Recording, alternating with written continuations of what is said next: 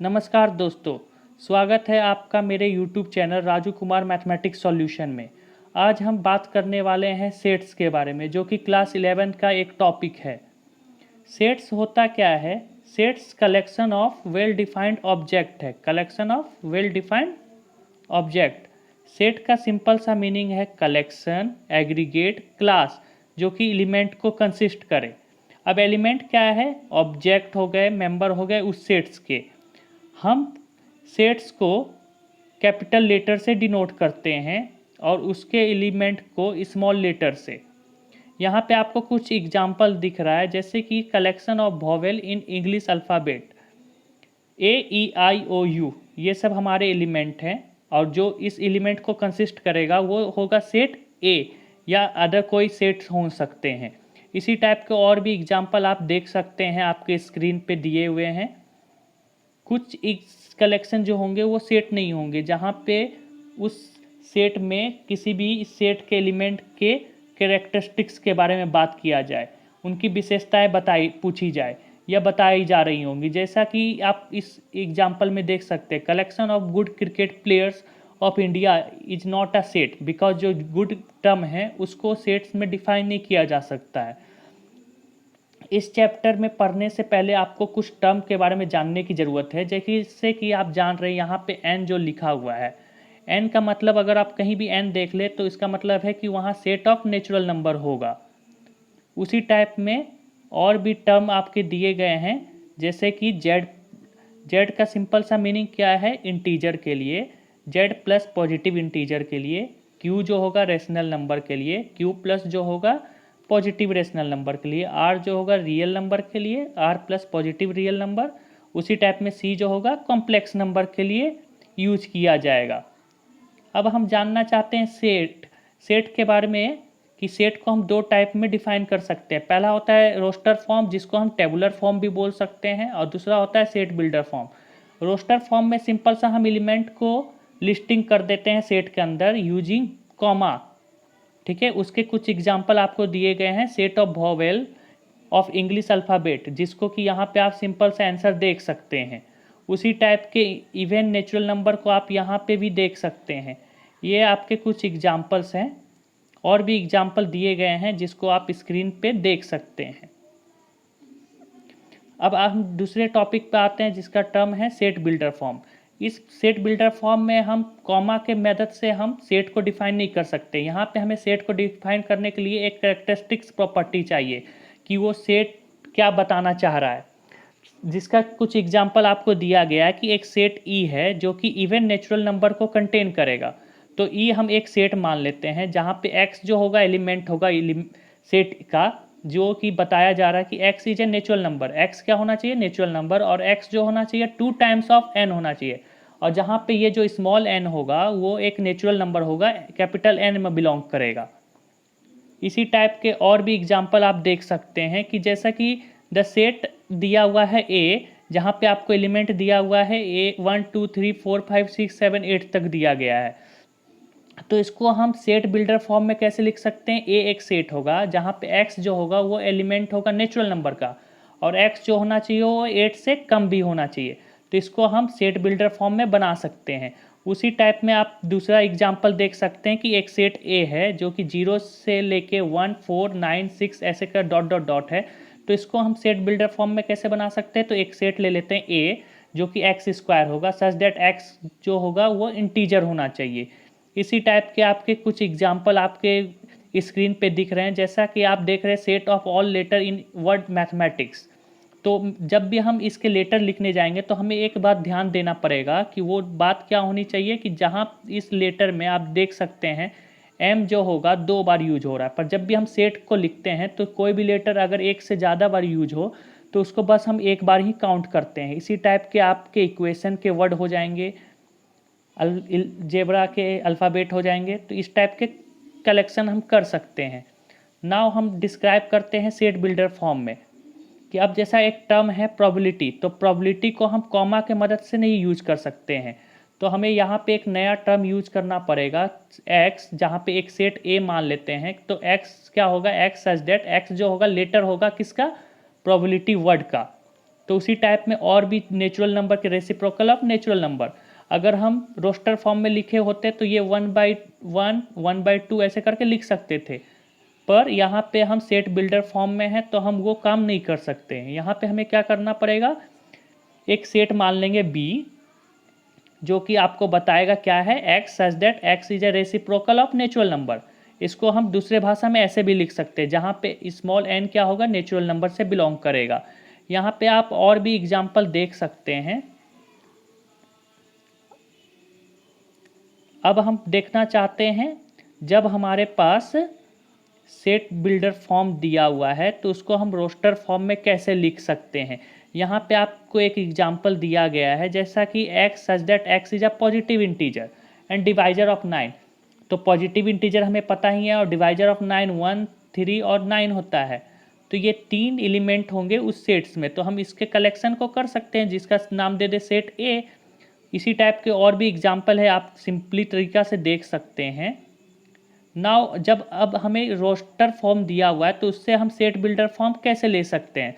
मान लीजिए एक वर्ड है PRINCAL, तो ये टर्म क्या होगा, तो इसको हम सिंपल सा जान सकते हैं कि इसका ऐसा कोई वर्ड बन नहीं रहा है, तो इसमें हम क्या कर सकते हैं कि कुछ वर्ड जोड़ ले, जैसे PRINCIPAL, तो हम इसको एक वर्ड बना सकते हैं कि x is a word of principle.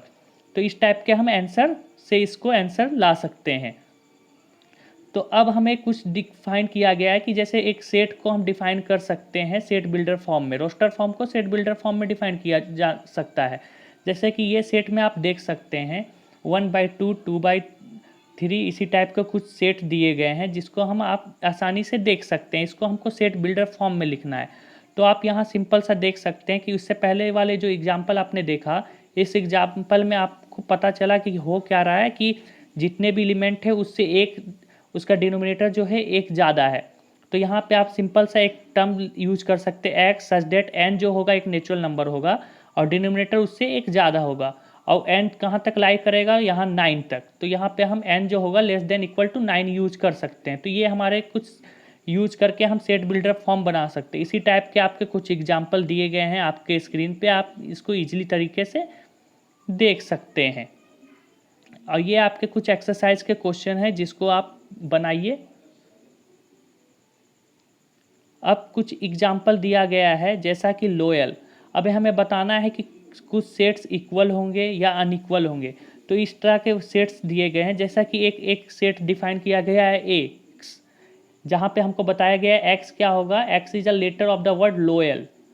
तो लोयल एक वर्ड है और x a उसका सेट है, सेट A है जिसमें कि लोयल एक वर्ड है। उसी टाइप का B एक अलग सेट है जिसका वर्ड जो होगा वो एलॉय है। तो हम जानते हैं कि इसको हम इसके टोटल वर्ड क्या होंगे, AOLY। उसी टाइप के सेट B के भी वही सब वर्ड होंगे। तो इस हिसाब से अगर हमें देखा गया तो A और B दोनों सेट सेम हैं। अब हम बात करते हैं सेट के टाइप के। तो सेट दो टाइप के हैं, एक फाइनाइट सेट और एक इनफाइनाइट सेट। अगर किसी सेट में नंबर ऑफ एलिमेंट फाइनाइट हो तो उस सेट को हम फाइनाइट सेट बोल सकते हैं, जैसा कि आप इस एग्जांपल में देख रहे हैं। ये एक क्वाड्रेटिक इक्वेशन है, x² - 5x + 6। यहाँ पे आपके आंसर आएंगे 2 और 3। तो ये जो दो एलिमेंट है वो फिक्स है, फाइनाइट है, इसीलिए ये सेट फाइनाइट सेट होगा। पर जब हम बात करते हैं सेट बी के बारे में, तो सेट बी जो होगा वो इंटीजर होना चाहिए उसके एलिमेंट, और वो x² जो इवन होना चाहिए। तो ये तो इनफाइनाइट है क्योंकि बहुत सारे ऐसे x² आ जाएंगे जो कि इवन होंगे। तो इसी टाइप के सेट फाइनाइट और इनफाइनाइट हो सकते हैं। सबसेट, सबसेट को जानने से पहले हम जान चुके हैं सेट के बारे में। तो अगर हम एक सेट को दूसरे सेट का सबसेट तभी बोल सकते हैं, मान लेते हैं कोई एक सेट A है और कोई सेट B है। तो अगर if every element of A का हर एक एलिमेंट B में मिल जाए, A का हर एक element, if every element of A is an element of B। आपका सिंपल सा कहने का मतलब है कि एक का हर एक एलिमेंट B में भी हो, तब हम बोल सकते हैं कि A is a subset of B, जिसको आप ये फिगर में देख सकते हैं। यहाँ पे सिंपल सा डिफाइन किया गया है कि मान लीजिए A is a subset of B है, और ए जो है एलिमेंट ऑफ ए है, तो हम पहले डेफिनेशन में जान चुके हैं कि ए का एलिमेंट बी में भी होना चाहिए। डैट इज अगर ए सबसेट ऑफ बी है तो स्मॉल ए अगर कैपिटल ए का एलिमेंट है तो उस हिसाब से स्मॉल ए जो होगा वो बी का भी एलिमेंट होना चाहिए। हम सिंपल सा एरो के मदद से दिखा सकते हैं इम्प्लाइज का। उसी टाइप में इस स्टेटमेंट को देखा जाए तो B is a super set of A. यहाँ पे जो ये सेट का डिजाइन दिया गया है इसका मतलब है सुपर सेट। यहाँ पे आप सुपर सेट देख सकते हैं, तो इसको हम ऐसे भी पढ़ सकते हैं, B is a super set of A. यहाँ पे आपके कुछ एग्जाम्पल दिए गए हैं, जैसा कि एक सेट दिया गया है जहाँ पे नाम नहीं दिया गया है। यहाँ पे आपको सिंपल से दिखाया जा रहा है A1 और 1 2 3, और यहाँ से आप देख सकते हैं कि 1 जो है इस सेट का सबसेट है, लेकिन 1 तो है पर 4 इस सेट में नहीं है, तो इसका सबसेट नहीं है। उसी टाइप में आप देख सकते हैं, क्लियरली देख सकते हैं कि नेचुरल नंबर जो होगा वो सबसेट होगा इंटीजर का, और इंटीजर जो होगा वो रेशनल नंबर का, और रेशनल नंबर जो होंगे वो रियल नंबर का सबसेट, और सी जो होगा सबका सुपर सेट होगा। और सब रिजल्ट ऑफ सबसेट जैसा है कि हर एक सेट जो होता है अपने आप का सबसेट होता है। ये सिंपली हम देख सकते हैं कि अगर कोई सेट ए ले ले और इसके एलिमेंट मान लेते हैं कुछ भी ले ले, तो ये एलिमेंट जो होंगे उस सेट में तो होंगे ही, तो इसलिए वो एलिमेंट क्या होगा, every set is a subset of itself. Theorem 2 देखते हैं तो द एम्प्टी सेट, जो एम्प्टी सेट होता है वो सब सेट का सबसेट होता है। अब थ्योरम 3 देखते हैं कि किसी सेट में टोटल नंबर ऑफ एलिमेंट्स कितने होंगे। बोल रहा है कि the total number of subset of a finite set containing 2 to power n element को कंटेन करेगा। आपके कुछ एग्जाम्पल दिए गए हैं, यहाँ पे कुछ प्रूफ दिखाया गया है कि मान लेते हैं कि अगर कोई दो सेट्स हैं, 2 फाइनाइट सेट्स हैं जिसको नाम नहीं दिया गया, आप मान सकते हैं नाम ए और बी। तो ए में टोटल नंबर ऑफ सबसेट 2 पे पावर m होंगे और बी में सबसेट की नंबर 2 पे पावर n होंगे। अगर ए में m एलिमेंट हुए तो, और n में n एलिमेंट है। और बताया गया है कि ए का एलिमेंट सबसेट बी का सबसेट से 56 ज़्यादा है, तो यहाँ से हम देख सकते हैं कि ए का नंबर ऑफ सबसेट क्या है 2 पे पावर m, और बी का 2 पे पावर n। अब ये इक्वेट करने पे हमें मिलेगा n बराबर 3 एंड m बराबर 6। इसी टाइप के आपके कुछ और भी एग्जाम्पल दिए गए हैं जिसको आप सिंपल सा स्क्रीन पे देख सकते हैं। ये सब आपके कुछ टर्म दिए गए हैं, जैसे कि आप यहाँ देख सकते हैं set of all natural number में क्या क्या आता है, सेट ऑफ इंटीजर में क्या आता है, सेट ऑफ रेशनल नंबर क्या है। रेशनल नंबर हमें पता ही है क्योंकि हमने वो 10 में पढ़ चुका है, ठीक है। इरेशनल नंबर आपको पता ही है। यहाँ पे टी से इरेशनल नंबर को डिनोट किया गया है। यहाँ से आपको साफा दिखने में लग रहा है कि नेचुरल नंबर जो होगा वो इंटीजर का सबसेट होगा, और इंटीजर जो होगा रेशनल नंबर का, रेशनल नंबर रियल नंबर का, और जो इरेशनल नंबर है वो सबसेट होगा रियल नंबर का, ठीक है। इस टाइप के आपके कुछ टॉपिक दिए गए हैं। अब हम सेट के बारे इंटरवल के बारे में पढ़ेंगे। अब क्योंकि सेट दिया हुआ है तो सेट का इंटरवल होगा।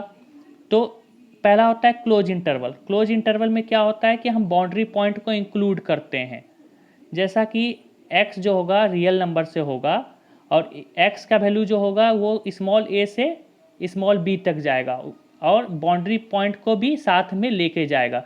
तो इसको डिनोट करने के लिए हम कैपिटल ब्रैकेट का यूज करते हैं, जैसा कि आप फिगर में देख सकते हैं। उसी टाइप में अब जब हम आगे बात करते हैं तो ये है ओपन ब्रैकेट। तो ओपन ब्रैकेट में हम क्या करते हैं, बाउंड्री पॉइंट को छोड़ देते हैं और उसके बीच के एलिमेंट को ले लेते हैं। तो इसको डिनोट करने का सिंपल सा तरीका है कि उसको सिंपल सा सर्कल कर कर छोड़ दिया जाए।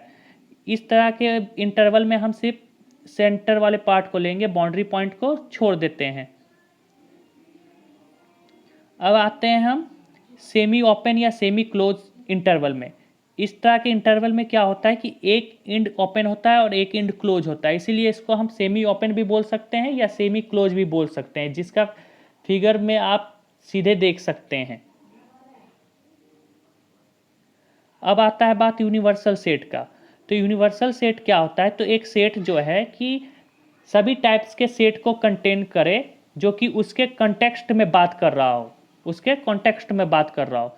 जैसा कि हम आपको एग्जांपल में यहाँ पे आप देख सकते हैं कि अगर मान लेते हैं कि कोई एक प्लेन है एक्स वाई, और तो एक्स वाई क्या करेगा, हर एक एलिमेंट को, हर एक सेट को जो कि इस में लाई करे सबको कंटेन करेगा। तो जो ये एक्स वाई प्लेन जो होगा वो क्या होगा, इसका यूनिवर्सल सेट। आप इसके एग्जाम्पल यहाँ पे देख सकते हैं, जैसा कि इलस्ट्रेशन 3 में आपको दिखाया गया है कि एक सेट ए है 1 2 3, दूसरा सेट बी है 2 4 5 6 और सेट सी है 1 3 5 7। तो एक कैपिटल यू से डिनोट किया गया है, जहाँ पे आप सिंपल सा देख रहे हैं 1 2 3 4 5 6 7 करके एलिमेंट दिए गए हैं। तो यहाँ से आपको साफा पता चल रहा है कि ये जितने भी सेट हैं, ए हो गया, बी हो गया, सी हो गया, सबके एलिमेंट कैपिटल यू में है। इसका मतलब यहाँ पे आपको बताया जा रहा है कि यू क्या है, एक यूनिवर्सल सेट है। उसी टाइप में आप आते हैं पावर सेट पे। तो पावर सेट क्या है, तो एक सेट, कोई सेट होगा, उसमें कितना नंबर ऑफ पॉसिबल सबसेट बनाया जा सकता है, उसको हम पावर सेट बोलते हैं।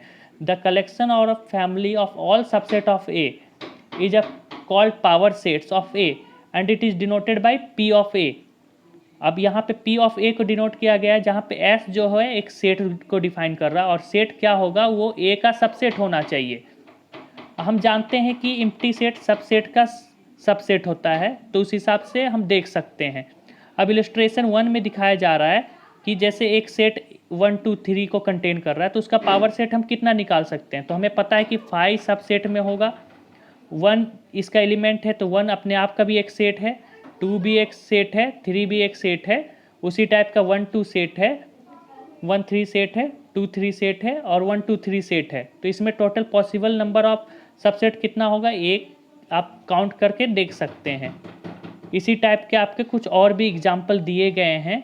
जैसे कि मान लीजिए कि आपको एक एग्जाम्पल दे दिया गया है कि एक सेट ए है जो कि वॉइड है या नल है, तो उसमें आपको बताना है कि उसमें नंबर ऑफ पावर सेट में कितने एलिमेंट होंगे। तो आप इस तरह के एग्जाम्पल को आप इजीली तरीक़ा से देख सकते हैं। यहाँ पे आपके कुछ एग्जाम्पल दिए गए हैं, जैसा कि कंसीडर करते हैं कुछ सेट्स, जैसा कि फाई एक सेट है, ए एक सेट है, बी एक सेट है और सी एक सेट है। तो यहाँ पे आपके सेट्स में कौन से सेट्स में कैसे एलिमेंट है वो आपको यहाँ स्क्रीन पे मेंशन है। तो यहाँ पे आप सिंपली देख सकते हैं कि फाई जो है सबसेट ऑफ बी है, क्योंकि फाई जो है सब सेट का सबसेट होता है। उसी टाइप के आपके एग्जाम्पल दिए गए हैं, जैसा कि आप देख रहे हैं सेकेंड वाला में 2 जो है एलिमेंट है, तो 2 का साइन दे दिया गया एलिमेंट का, बिलोंग्स टू ए।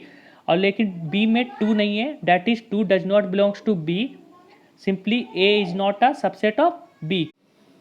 आशा करते हैं आपको हमारा ये वीडियो अच्छा लगा होगा। आप हमारे टेलीग्राम चैनल को भी ज्वाइन कर सकते हैं और हमें फेसबुक पे भी फॉलो कर सकते हैं, जिसका लिंक इस वीडियो के डिस्क्रिप्शन में दिया हुआ है। इस वीडियो को ज़्यादा से ज़्यादा लाइक करें, शेयर करें, सब्सक्राइब करें और कमेंट करें, और कमेंट में बताएं कि हम आपके लिए और कौन से क्लास का वीडियो अपलोड कर सकते हैं। धन्यवाद।